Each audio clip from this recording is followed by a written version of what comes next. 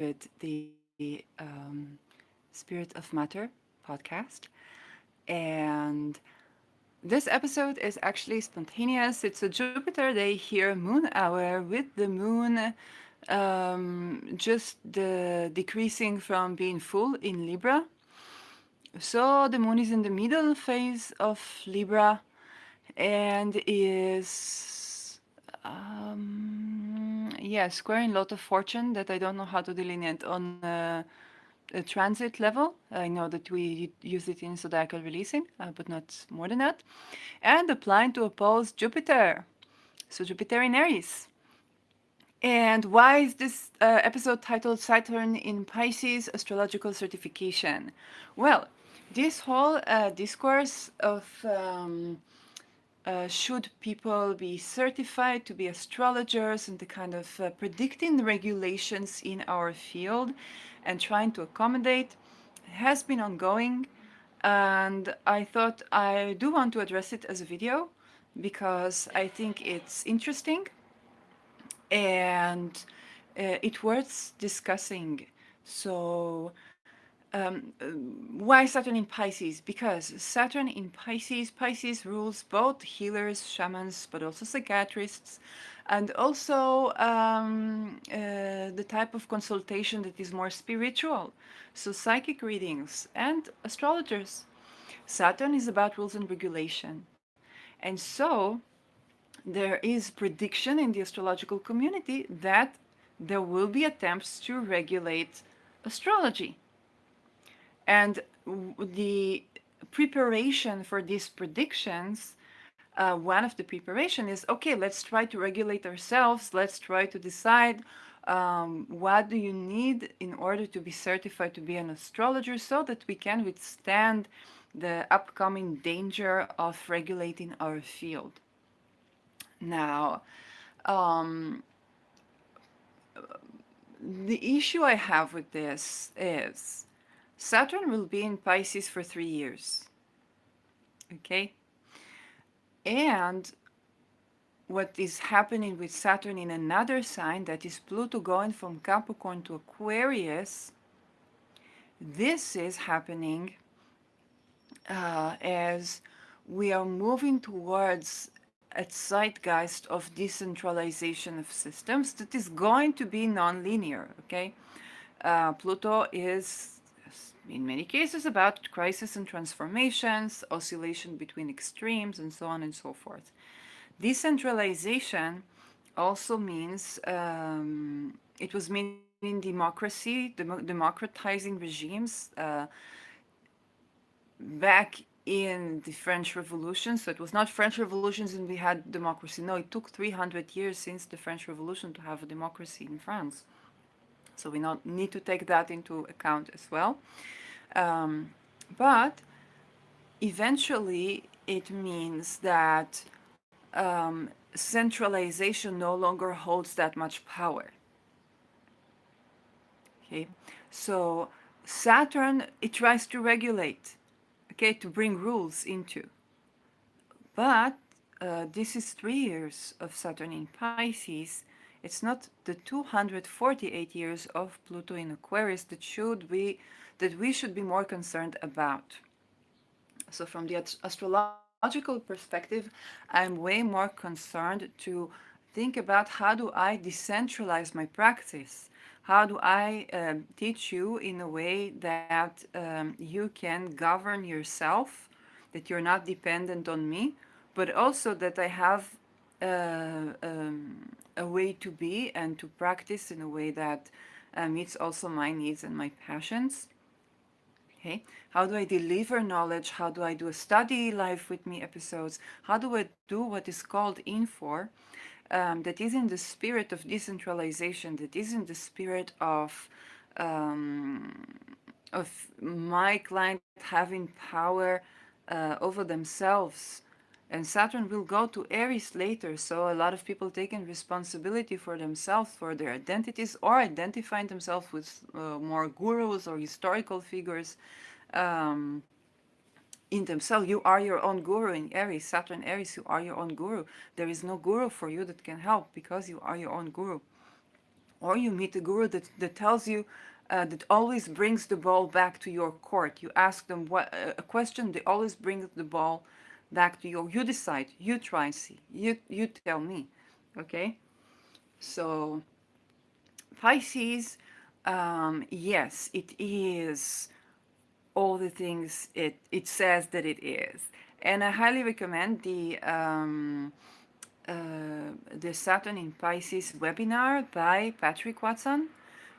It's only $15. I don't get dividends from that. I just recommend it because I took it myself and I really enjoy that. As well as you can listen to my free Saturn in Pisces. Both of us mentioned completely different things, which I think is lovely. So it doesn't save you the $15 to listen to me. It's preferred that you do both if you like and if you can afford it. So it can give you a kind of tip for the coming 3 years. Good things that you can do with Saturn in Pisces. Electional astrology, astrological magic. Okay, Saturn rules crystals, so working magically with crystals. Saturn rules time. So in general, the time facet of astrology, electing the right time to do something or being sensitive of the time. Okay. To some extent, perhaps astrocartography, Saturn deals with the real world and praxis of something, and also with agriculture. So doing marine agriculture, okay, marine agriculture. All these things are great things that Saturn can do in Pisces. What it's less good in is to try to regulate Pisces, because it's just like asking how many water is in the ocean. Okay, it's not a question that bears any merit other than artistic and literary. So this is what I have to say about this whole um, astrological context of the question. Should we be obliged to have certification in order to become astrologers? And the bigger context of this question is decentralization processes that happen in the world. The astrologer in so and so century had to give different services than the astrologer in 2023 or in 2044. So, and this is also true to the shaman, the healer, the psychiatrist, the psychologist, and so on and so forth. Okay? If people went to the doctor asking for the doctor to save them, okay, Neptune, save them, save me. I cannot do this life anymore, save me. Okay, I'm ill, I'm this, I'm that. Or sometimes a person just drops almost dead and the medical person saves them. But there is also what happens after, like the day after you're being saved. Granted that you're being saved. How, what do you change in society? What do you change in your life to contribute to your well-being? Okay, so you can get an astrological reading, but then there are the day-to-day changes that you need to do. Okay, from the vantage point of view, being an astrologer, there's so much free content. It's not impossible to learn how to give a reading, a good reading, and nobody can teach you how to be ethical. Um, Nobody can teach you. They can raise concerns, but nobody can teach you how to be ethical. Okay, I was hurt by a psychologist, clinical psychologist trained in the academia, very, very informed, having a lot of experience, and now he's doctor. And still, it did not stop him for doing atrocities against humanity. Nothing could stop that. Okay, and the more you have guilds around the profession, the more the client, from the vantage point of the client, is disempowered in the face of the power that all these, in this case, astrologers have to protect an offensive person or an abusive person or a person that works unethically with magic or something like this. Okay, it does not protect the simple client. It's not in favor of the client. Um, What is in favor of the client is to be exposed to free data, to be exposed to what kind of a person is are they going to meet. There is always a square between the 10th house, what you see publicly, and the first house when you meet person to person with anyone. Okay, so there's always discord, there's always surprise there. That being said, there are also, if you watch my episodes, you know, for example, that you might not book me for a zodiacal releasing meeting today because it's not something that I currently do. Yeah, it's not, I don't know how to do that, but hey, it's not something that I practice here so much that you would book me for that. You also might not book me for astrocartography. Okay, it's something that I'm learning. I'm doing study with me live episodes, or trans-Neptunian planets. It's not something that I touched. Okay, maybe I learned briefly about this, but it's not something that I do. Maybe you would book me for a natal reading, for in previously for more relationship-related readings. I don't know, maybe a solar return or something like reading a chart or doing transit perfection, something like that. Um, Not more than that, not less than that. Because if you've been watching my channel, you've seen what can I do. If I knew, for example, if I was more into rectification, perhaps I could be very good at that because I do spirit of matter. I always predict people's charts and then see if I'm right and if I'm wrong, and I learn to adjust myself. But I don't know how to do rectifications currently. So you can see what can you and what can you not expect when you watch a person's channel, when you read a person's vlog. You know what they're doing. And it's also important from the vantage point of an astrologer to showcast what you can do. Okay, to give an example of what you can do so people can see that and they're like, oh, I want that. Now, um, other considerations.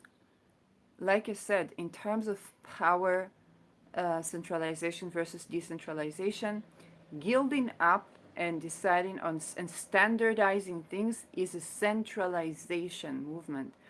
All the while, the zeitgeist on a 248 years level, okay, we are starting a cycle of decentralization. Capricorn is the 12th house from Aquarius.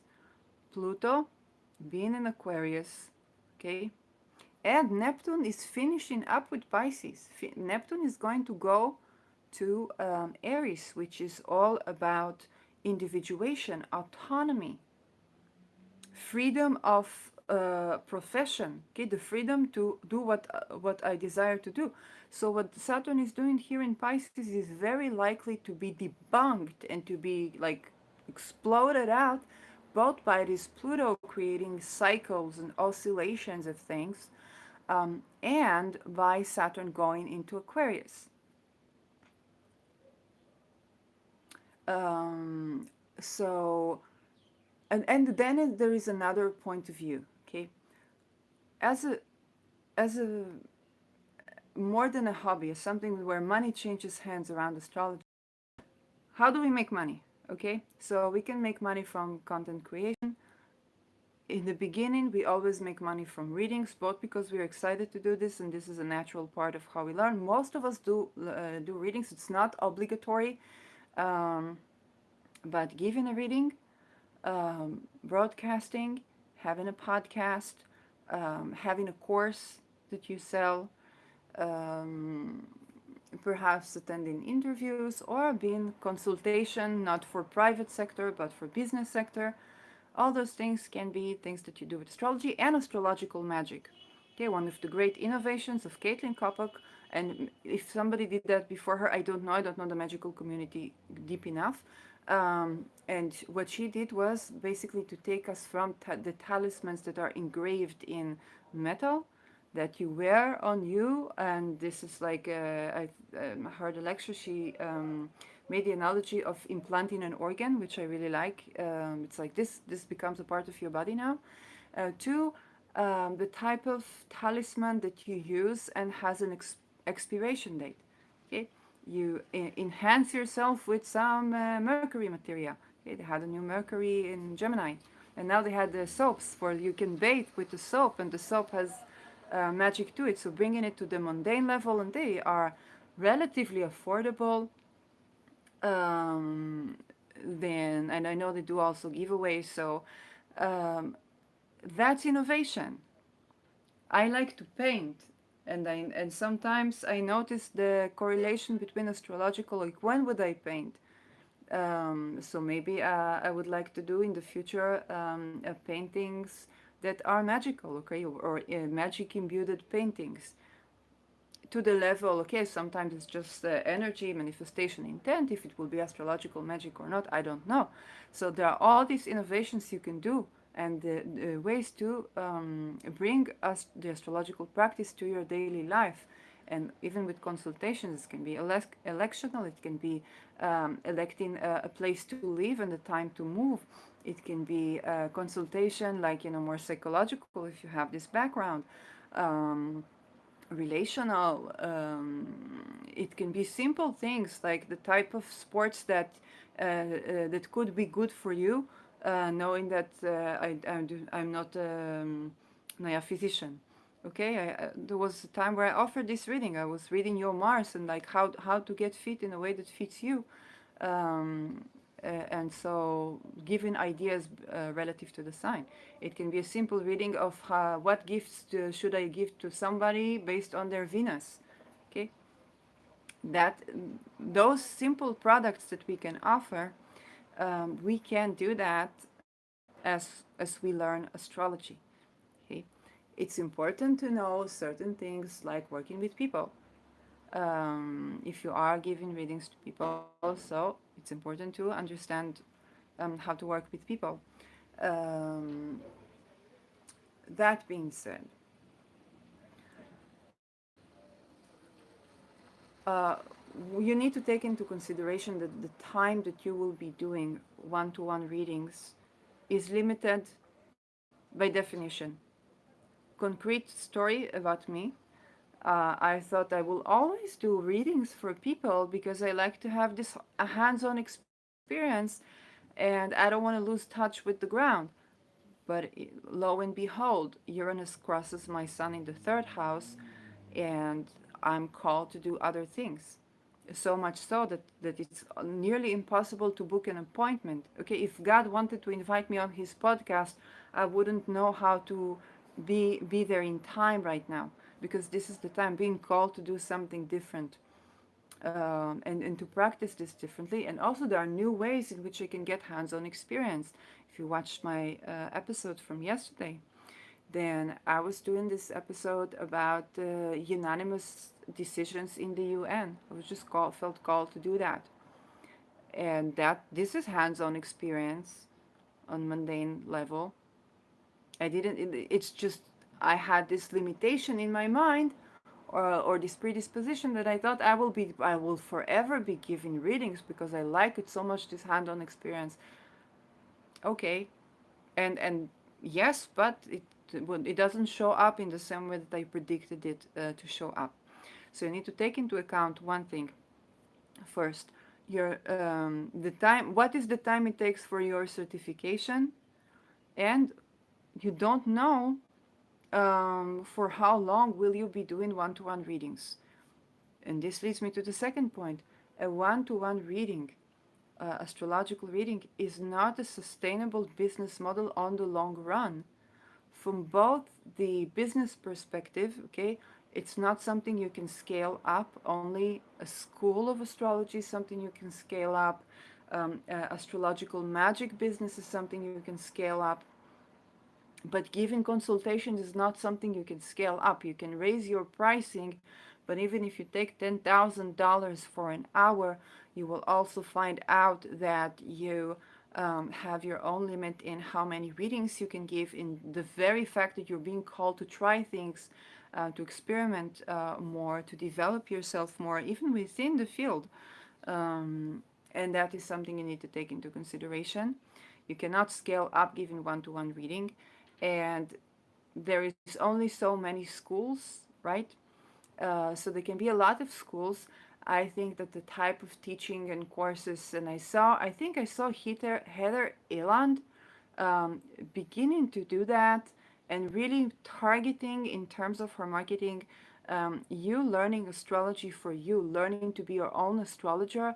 I saw Carpiel doing that from the Vedic tradition, Deutsch tradition, and I love that.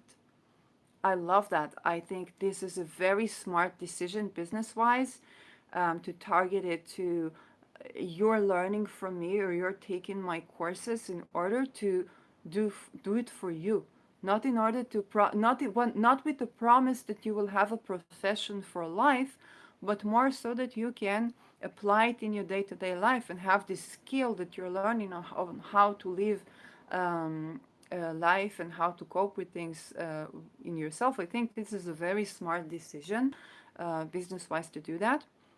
And it's not something I'm not above doing that myself. One day maybe I will, maybe I won't. Now I'm called to do content of mundane stuff and research these things, and I find this fascinating, so who knows. um, but you need to take into account that if you structure your business model on I'm learning, I'm taking this course, I will have so and so readings, and then I will open my school. It's kind of an MLM structure, it's kind of a pyramid structure, that is organic to begin with, but up to a certain level. And what happens next? Okay, how do you innovate next? And like I said, there are many ways which you can innovate. Astrology is applicable in many ways, but you need to take that into account when you consider certification.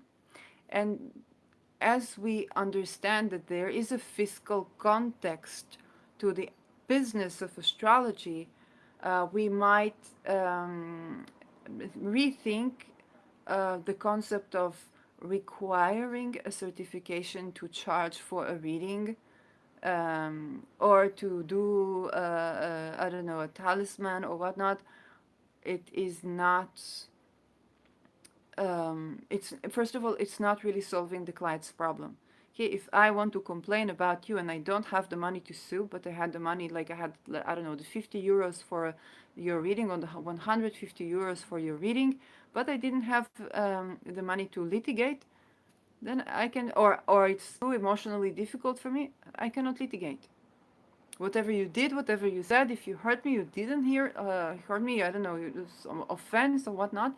Also on the training level, right now in many cases we can train by digital courses, which I love. It does not necessitate the patronage relationship that historically is connected with incest, by the way, and the relationship between the guru and the student, the teacher and the student. If there was, violation of these boundaries, then it would be considered incest-like because of the myriad of what we now call projections or transferences that happen in this context, in the context of these relations.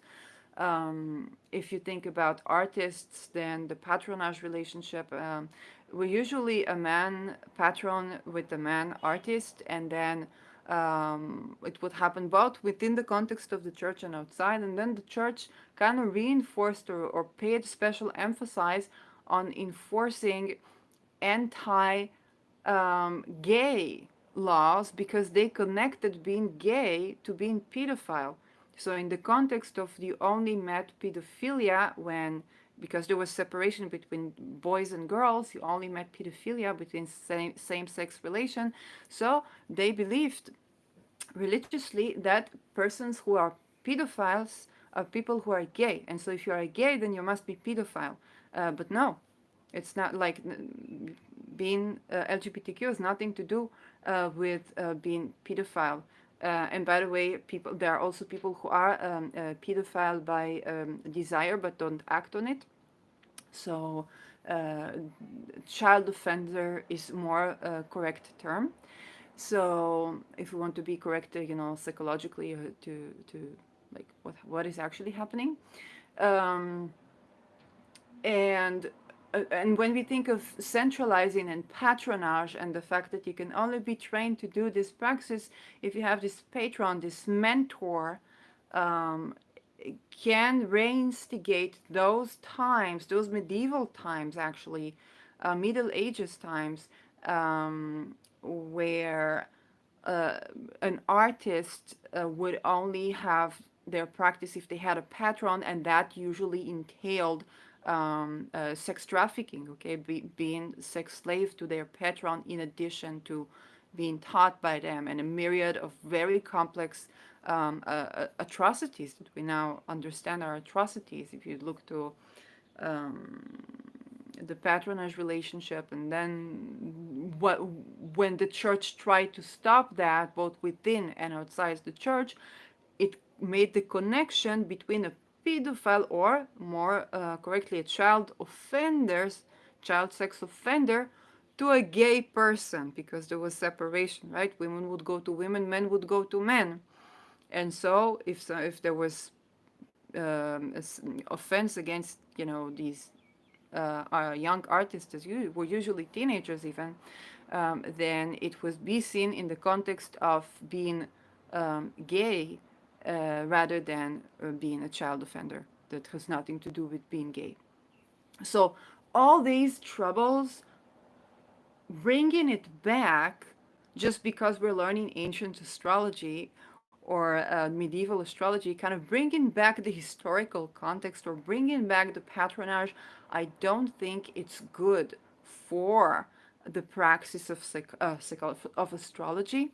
I don't think it's good for the training of astrologers. I think it's way better to have the option to have certification, rather than to have it as an obligation that prices people out of having a profession. If you're called in, if you have a calling to be an astrologer, then it's a part of your calling, and the way that you do it is also a part of your calling.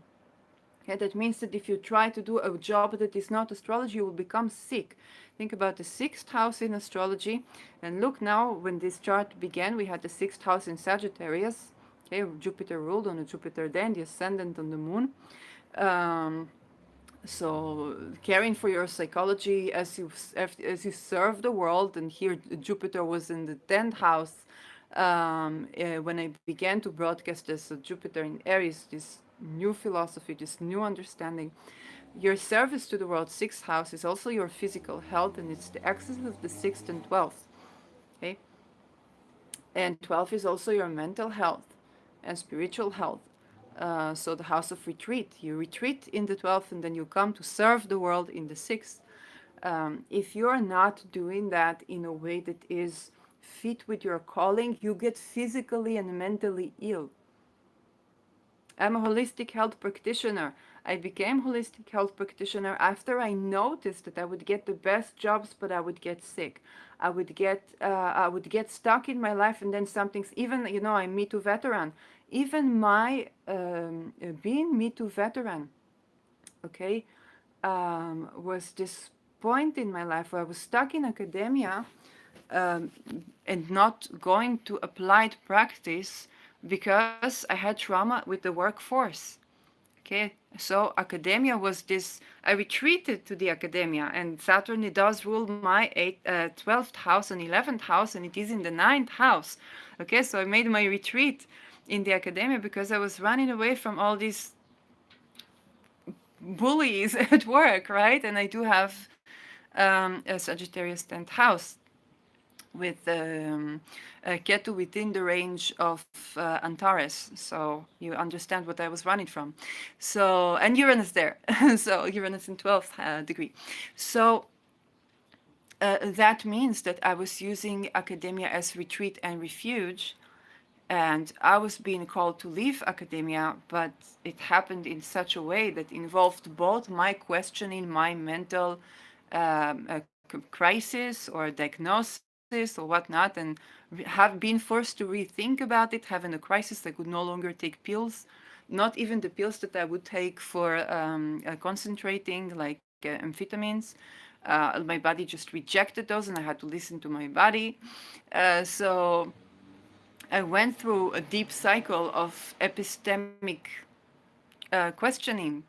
Um, that simply put me out of academia. And because I was so resistant to that, I held on to academia so much. Eventually, I was a Me Too victim. Like the one thing that would get me out of there is if I had to defend my sexual boundaries in the place that I ran into, to not have to defend my sexual boundaries at work, um, and agreed to have the tag of mental ailment so that I could get funding, because that's the only way for me to get funding, not because I didn't want to work, but I couldn't. Um, so that was how these things can happen, where if a person does not work in what they're supposed to work at the time that they're supposed to work in the way that they're supposed to be doing that, they become mentally or physically ill, or there's going to be a crisis in their life, or there's going to be an accident, or they're going to get sick. And sometimes they just get fired. Okay, sometimes you just get fired. It happened to me once that I was fired. I was working as a spa officer at a hotel, and then the manager had to fire me, and they couldn't keep more personnel, and I was the person to go.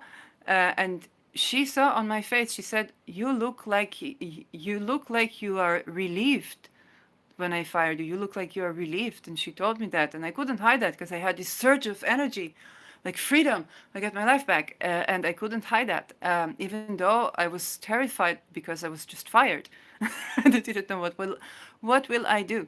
Um, so we also need to be compassionate about all these tricky attempts that are bullying you into believing you must ascribe to this and this school and do those and those things in order to be certified as astrologer, or else you cannot be charging for a reading. Or this is bullying, this is financial violence. It is also coming from a tremendous amount of stress and trauma around the generation of not being able to practice the work that we were meant to give to the world. And you also need to understand that um, no one has the right to bully you into having an 8-hour exam just to be considered an astrologer and count for a reading, or to have to calculate this chart for 10 times. Like, those things are crazy. They are okay when it is willing consent to do something that you're not financially dependent on. Okay, if you can be in your wealth and well-being independently from having to do this calculation of a chart by hand if you have dyscalculia like me. Like, I couldn't, without these programs like these Astro 6, I would not be doing astrology, because I would be doing so many mistakes that it would not be professional for me to even try. It would be good for me to practice that, to tend into that, or to take a course in calculating a chart, because to tend to the nerve, for me, for my health, for the nervous system, like to, yes, to tend to that, not to succumb to I can't, but it would not be in the level that I could give a professional reading to you and calculate your ascendant wrong, and calculate your moon in the wrong sign, and put your Uranus in the opposite hemisphere, and so on and so forth. Um, so luckily, there is technology that helps and enables also neurodivergent people or people with dyscalculia to give readings to people. We don't want to change that. Okay? I would be an awful person if I wasn't doing what I'm doing right now. I would be an awful person to be around, an awful person to live with. I would have to do crimes in order to steal food or to I don't know what. And I would begin to destroy myself. Like, I would begin to work against myself rather than to work with myself. So don't let anybody bully you into thinking that you need so and so in order to be certified. Do mind, the people. Do learn about working with people. Do tend to your boundaries. Do understand that there can be many ways in which you can profess, in which you can give value. Do understand that it's important to do something that is in alignment with your sixth house and sixth house ruler, and your 12th house and 12th house ruler, or you will be sick mentally and or physically, and mentally and physically affect each other. Huh? So this is my teaching as holistic health practitioner, and I recently learned, like, I don't have the teaching of Austin Coppock about the deacons yet. I want to, but I have, for example, Leo in my sixth house and is ruled by the sun in the third in Taurus in the middle decan. And I learned about the middle decan by somebody that quote in Kapuk that um, it's where you build your kingdom, but you can overwork yourself so much so that you burn out. And I'm like, oh my gosh, this is just my journey with work. Okay, so this is why I'm touched so much by this discourse of framing things as if we are only discussing should we include this, should we include that in an obligatory certification to be an astrologer, rather than understanding that you cannot be on the right side of history and support regulation of who is an astrologer. Okay, because this is a power issue. It's not in favor of the client. It's not in favor of you as an astrologer. It's only trying to make certain bodies sustainable by, you know, taxing you for the air that you breathe and trying to convince you that it's in your favor. It's not. That being said, it's great to have grants for making the studies of astrology more accessible to people.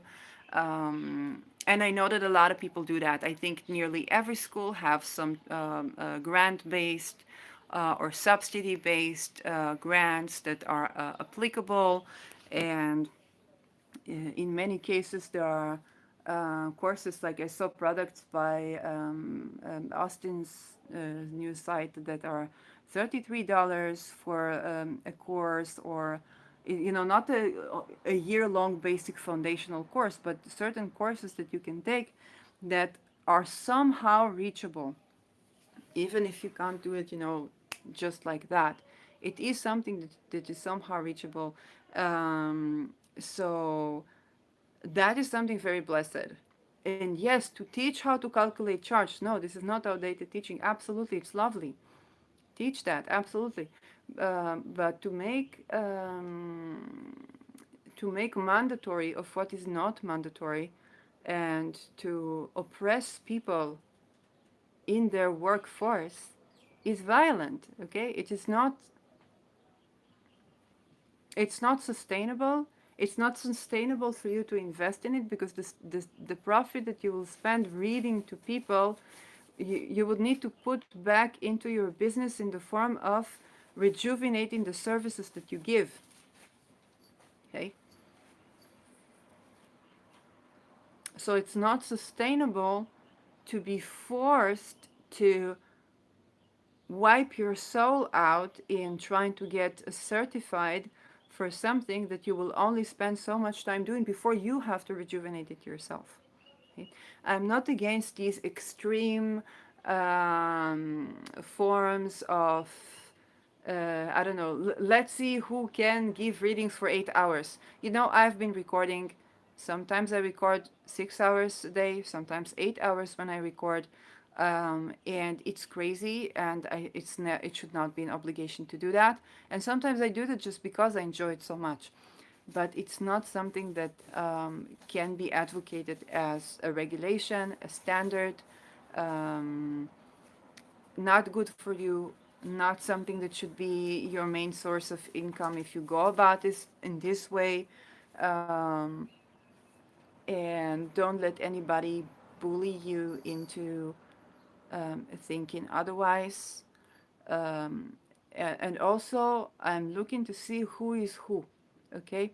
Who is who in the terms of who are the people who are going to be supportive of making teachings more accessible and keeping them willingly consenting to have certification or to have a course, and who are the people that are going to go for guilds, for centralization, for financially bullying people into pay them money before they can charge for a reading. Who are going to be those people? Um, you always know, for example, if you talk about security, you always know that in business, the people that ask you for safety money, okay, are the same people who are a danger to your business. Okay, the people that ask you for safety money so that they will, so that to secure your money, they are also causing trouble so that you will be incentivized to pay them. Yeah. So a lot of these people pretending to be your page in astrology, a lot of the people that are hacking people's accounts, doubling accounts, all that. If we eventually be required to pay a fee in order to charge for a reading, you better bet those people who are making it so hard for the industry had something to do with those people who tell you that you have to pay a fee to charge for a reading as an astrologer. Okay. Um, and as for guidelines to working with clients, these are people. You could know that you, no matter how trauma informed you are, you can set somebody off. It's just like that. Um, if people think you are a charlatan, this is important. This is an important point actually, when it comes to your praxis and your clients. The type of people that look to know your credentials are trouble. You don't want them in the business. Why? Because they are not looking to communicate with you. They are looking to communicate with Ivy League. Okay. So like, oh, this person, they want to touch Ivy League, and eventually they can try to touch you, huh? And they're not looking to actually get value from you. In this day and age, to be astrologer, yes, you do need a vlog. Yes, you do need a YouTube channel or a place where you can be seen, you can be heard, you can showcase what you can do. Okay, to give a live example of what is the type of service that you give on a chart. Best marketing technique, to give a couple of readings to people and get their feedback and then publish their feedback. That's the type of like testimonials. That's marketing strategy. But if somebody looks for your credentials, this is the total red flag of them as a client. Okay, if somebody saw what you do and they're like, oh, I like so much how you read charts, I want to get a reading from you. This is a green flag. Okay, this is somebody who identified that they like how you do what you do and they want to get a reading. Okay, this is a green flag. So if you think about getting certification as popping up your business at the stage or at the phase where you will be given one-to-one readings, um, that can have a pitfall. Okay, so even if you do get certification for your prospective clients, you don't want to, you don't want to up jump. Like, you don't emphasize on that too much because you want to draw in. And I'm telling you, I've been doing, when I was right now, I'm not doing reading. I have Uranus on my sun. I'm doing content creation. Okay, it started with spirit of matter and then it just went to that direction. But when I was doing readings, and I gave my first readings before I could do a natal chart reading because I had this one product that cost $15 that was challenges in the composite charts from outer planets to inner planets. I identified this pattern just by doing composites for my own life. And it was so much so that I had an astrologer, full blown astrologer, asking me to teach her my technique. Okay, so I had a private class with her, and was paid pretty well to do that. And it was surprising for me that I could not give a natal reading, but somebody asked me to teach them my technique, and they were impressed by that. It's just looking at the outer planets to the inner planets, knowing that those are challenges that are like beyond that, and because it's the composite, you don't see it in the synastry. You see it only when you are like one as a couple. Um, so that was something I was enjoying to do for a while, and it was a small product. I have Mercury in the second house in Aries. Mercury is small things, and Aries kind of always rejuvenates. And then I learned about Jupiter, so I give Jupiter readings, and they were a bit more expensive, like $50. And there was just, just tiny readings. So small products, and people love that. People love that. Um, uh, they were maybe only one time when I made the mistake that saying, oh, Saturn matures at 36 when the person had Saturn ruling their seventh, which is like we can all make these mistakes, right? And usually you will be more liable to make these mistakes when it's something that you have and you accept about yourself. It happened to me also as holistic health practitioner. I practiced on my friend as a part of my training. And it was something that I had in my ancestry, and it was ancestral wound basically. And I was just pointing that, and we were close friends, and that was like a trigger of a lifetime. I said, no, no, no, you must not tell this to people. You must not do that. So in general, when you give consultations, try to pay attention to things that you have radically accepted about you, because your client could be in the total like totally triggered and have a crisis around that. So this is where we can hurt people without intending to, because we just accept something as normal, which is not normal. It's not normal to have like it's not normal experience to have ancestral wound, yeah, even though everybody has one, but this particularly, right? So so that is a pitfall that you need to be on the look for, and it can happen to you in your practice. But other than that, people were very satisfied, because I never marketed myself as I studied so and so.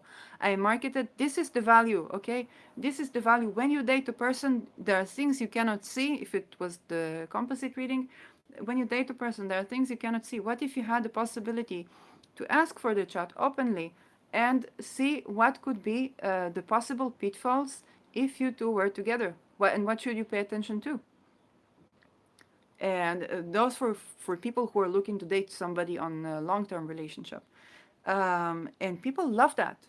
They didn't care where did I study. They didn't. They all they care about was that I was giving them good value for an affordable price that they could use and implement. And I was going through organic processes with people. Just some people came to me, came back until they found.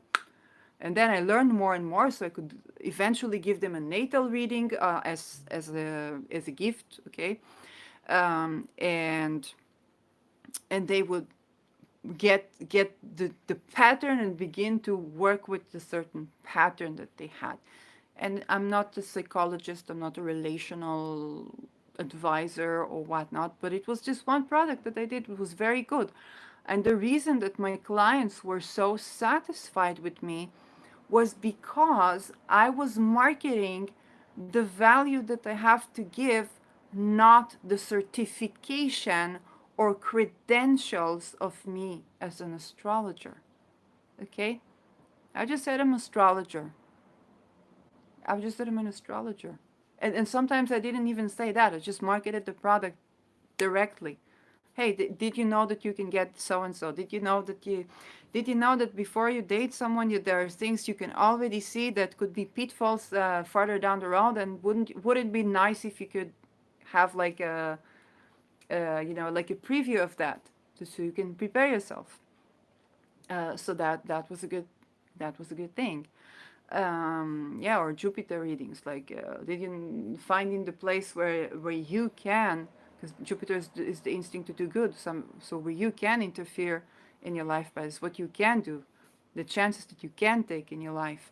um, Small reading, okay, small product. I didn't and the trick is in sales in general is always to sell, to market more than you actually deliver, okay?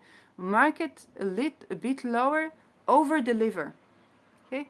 If I promise you composite chart reading and I give you a composite chart reading looking into your synastry a bit and looking into individual natal charts, you get what is called in sales the wow effect, okay? You get like, oh, I just paid these $20 that was the month, and then they gave me extra stuff, okay? um, and it's very good if you want to transition from doing small products, to doing a full-blown natal reading, or 90 minutes reading, then you can begin with the product that you sell, and then you can expand yourself. And so this client that is already a person that paid money for you is now getting additional value, and you get feedback for this value. So eventually you can offer that as a reading. Okay, I had somebody asking me on her career when I was giving her a composite reading. And I said, listen, it's not something that I was trained to do, but I'm a student of astrology, so I can give you that, and you take that with a grain of salt. You tell me if that speaks to you. And I gave her that reading. She said, oh my God, you are so good. You must give it as a product. You can charge for that. You can totally charge for it. And mind you, they had Scorpio meet heaven in the tent. So, so that's like when a Scorpio meet heaven in the tent tells you you're good at something, like believe them. These are people who know something about professional, standards and so and so. So that is a good way to go about this, if it is readings related. So I'm all for learning. I'm all for taking courses. This whole conversation meets me, like I said, I just recently purchased Patrick Watson's Saturn in Pisces. Uh, and I was like, oh, that inspired me to do my Saturn in Pisces episode when he was announcing that he will do something that nobody did before. And I was like, okay, I'll try to do, because I didn't know what he would say. And then after I did my own episode, I bought his webinar. And it was a very fun experience for me, but that I'm very grateful for. So I'm all for these things. I'm all for having these crazy courses that teaches you how to calculate a chart by hand. Yes, take these courses, challenge yourself, do something crazy. I don't mind the type of certifications to get people to have 8 hours test to just know that you did it. Good, great, wonderful. You know what? I might take it myself. I might do it as long as it's not an obligation, as long as it is willing consent to do something a bit crazy, because we are a bit crazy. Okay, because it raises my ego that I did this 8 hour exam and I got this high grade, or that I calculated the chart by hand, or that I even tried to do that. um, Absolutely all for it. If you can study, it's great. Also knowing your limitations. Like I was trying for a concrete astrology course, and then some crisis happened in my life and I couldn't continue. And I realized that going for concrete astrology, so much so that you can see things that are really horrifying in a person's chart, might not be the best for my mental resilience as a Jupiter ruled person who likes everything to be optimistic or see a sense of hope in everything. So it might be more challenging on my resilience than I should take on.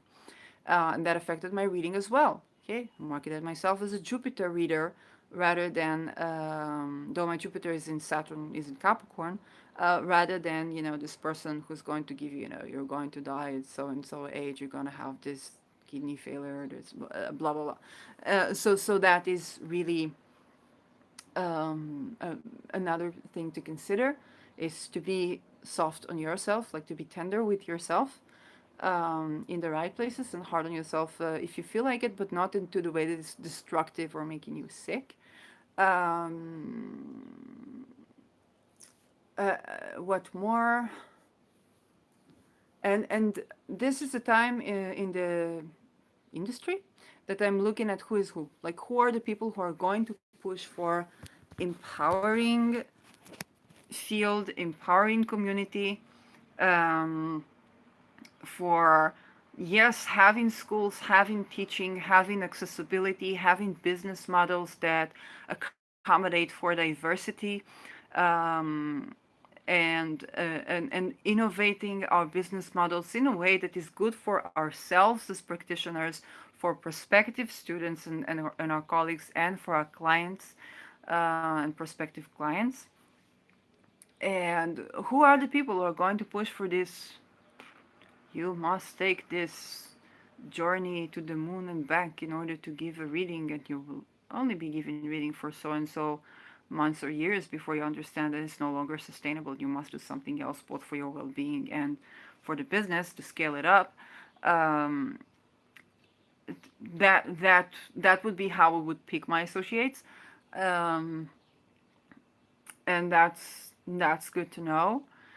Again, we don't want to be cult-like sciences, and cult-like sciences is basically where it can happen in any field, it can happen in physics as well, is where you claim you use certain rituals or certain traditions or certain dogmas in order to be considered legitimate rather than caring about learning, discovering, um, the sense of discovery. And that can happen to any science, okay? To the humanities in university, it was a big danger. And as a person who's considered taking physics but didn't do it because I didn't have the money to fund myself for another year, and it was mandatory to do another year in order to manage to finish, to have a chance to finish the degree. So for me, when I eventually took politics and governance and English linguistics, I was looking at the people in politics and governance, thinking like, why are you trying to pretend that you are statistically based science? I'm not talking about voting patterns, okay? But politics and governance. Why are you trying to pretend to assume the role of the dogma of science that is no longer relevant? And we now all know and base our rigorous models of science on more intricate nonlinear systems, dynamic systems, and we have applications for that, engineering. If I'm not mistaken, then the blockchain. I don't know too much about the mathematical models of the blockchain, but I suspect that there is something a bit more intricate there that I'm actually looking to study, just to study the concept. And as those rigorous sciences are actually transforming and understanding the merit in the nonlinear, those humanity sciences are trying to play like sciences to assume the image of science rather than to practice the joy, the diamond of what they are. And um, I'd hate for that to happen to astrology. Um, so yeah, this is this is what this episode is about, basically. Okay, this is what I think about certification as obligation to do something. Okay, we sometimes are heart surgeons in the spiritual form, but this is not what they teach you to do. Okay, it's not what they train you to do. They don't train you to be a heartfelt person. I don't think you can train a person to be that. Um, but they train you to do certain dogmas and withstand tremendous hours as if you are working in the ER. You're not working in the ER. Actually, you should plan your practice so that you don't give too many readings, so you can prepare and you can get out of the energy and separate the energy, because you're reading a chart, you're reading the energy of someone, and a lot of us are energy sensitive. So there is no reasoning in get you to practice and pass rigorous tests that are not really relevant for neurodivergent people, which is the nearly entire astrological community. I don't think I know a single astrologer who is not somehow energy sensitive, sensitive in general, highly sensitive person, to some extent maybe neurodivergent. I have dyscalculia. I'm not the only one who makes small mistakes. Like I joked about it. Like if you show me an equation and I understand the theory behind it, and you have a mistake in the equation, I might point out to the mistake in your equation because I understand that in theory this thing does not work, which is the wrong way, because the whole point of the developing mathematical equations is to discover the science through the development of the equations, like a thought experiment. Okay, and so the mathematical concept is a thought experiment that you later see an experiment if it works. But the way I would see it is like, oh, the theory is so and so, but you have this organ here, and it doesn't work with the theory, so maybe you have a mistake in the equation. That is something that I actually did once or twice. But if you ask me to computate, to calculate something, then like bottom up and from the numbers to emerge the theory, I would make mistakes in the numbers in the computation. Very likely so, unless like various occasions, especially when I'm not expected to do anything or to perform. Then I get better performance. Um, but like anybody who had any learning disability or performance disability in this case, um, to be diagnosed costs a lot of money. To have the certification that tells you that you need to be considered costs a lot of money.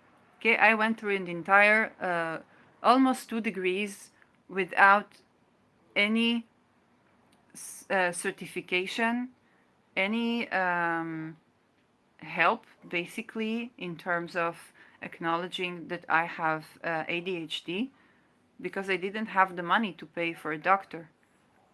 Okay, I got the amphetamines, but I didn't have the money to pay for a doctor to give me this diagnosis that cost like something like $100,000 for an American. I didn't have this money, so I just went by without it. For me, I was privileged, okay, to do this. But a person who doesn't have the abilities that I had is just not going to finish a degree. And it doesn't mean that they can't or that they're not smart. It just means that maybe they need more time, maybe they need more this. I don't know. So uh, when that comes, it's just pricing people out of doing something that they're supposed to be doing in this life. Don't let anybody bully into doing that. You can always call it you can always call it oh, I will just look at your chart, it is spiritual consultation or whatnot. Like there is always a way to go around this. Saturn in Aries, I predict for some people, because Mars is the drive and action. Mars has connotations to what we do also for a living. So a part of the mundane significations of a Mars with Saturn in Aries will be the freedom of in here we say mishlach yad, okay, the freedom of work, okay, the liberty to work in your profession. Okay, so yes, we have 3 years that can be a bit weird with Saturn in Pisces. As of 2026, 2027, we can predict movements toward freedom of doing the things that you like to do, that can be in a crisis form. So there can be attempts to restrict the Aryan freedom, but those attempts, like, I don't predict a lot of success, especially with Aries in Aries. Like Saturn's going to reach Aries, and it's like, that's not gonna work. What can be is that you will be dedicating yourself to your life quests, or to truly doing you. That is more the sandwich of the previous Saturn in Aquarius, that was decentralization, and Pluto in Aquarius, that's the bigger cycle of decentralization, and Saturn in Aries, that can attempt to further restrict who you are, but just as much there will be people who are as fiercely dedicated, Saturn Mars, to the freedom of doing what they are meant to do in this life. So if that is you, do not shy away from doing what you're meant to do in this life. Do not let anybody bully you into thinking that this extreme sport of doing weird certifications and crazy hours and all kinds of, cool things when they're volitionally and willingly consented, and atrocities against humanity when they are made an obligation or oppression. And it's beyond ableism. It's just putting people in situation where they have to compromise their body and their well-being in the boundaries because it's patronage, right? No, incest. In order to charge for a reading, no, no. So have a great day, and I'll see when I upload this one because I've already posted some episodes. Um, yeah, we'll see. Bye bye.